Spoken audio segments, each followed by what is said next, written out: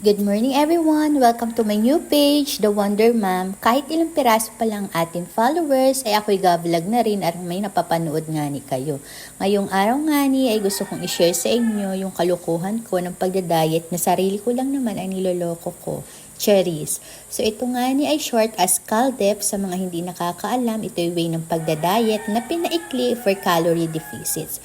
Means eating fewer calories than your body burns each day.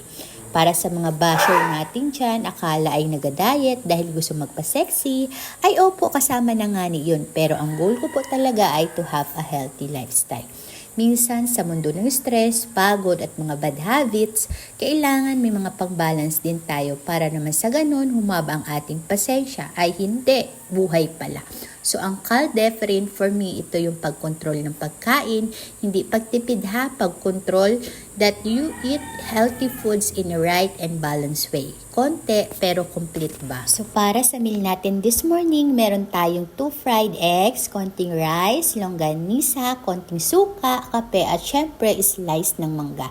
Ang daming dibang klase pero tika kaunti lang yan. Ang madami lang para sa akin dyan yung egg. Kasi for me, dapat hindi mawawalan yan per day. Lalo kung nag-home exercise or gym ka. But me, exercise lang sa bahay. Kasi ang egg is mayaman sa protein, which is it helps to build muscle. Kaya hindi dapat mawawala ang eggs kahit magkapakpak na tayo.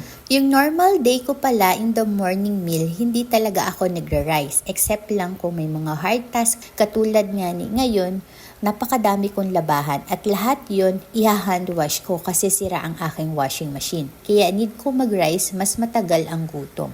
Normal breakfast ko is 2 egg tas kape lang. Sa kape ko nga pala is yung coffee stick lang. It's either premium or Nescafe.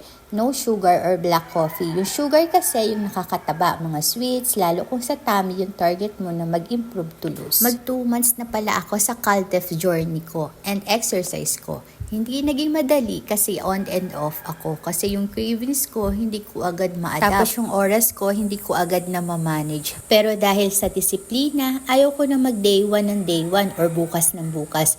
Lalo sa pag-exercise everyday. Masakit sa katawan pero sobrang nakaka-proud kapag sa sarili mo, nakikita mo yung result. Nakakaharap ka na sa salamin kasi pati salamin nai-insecure ka na din eh.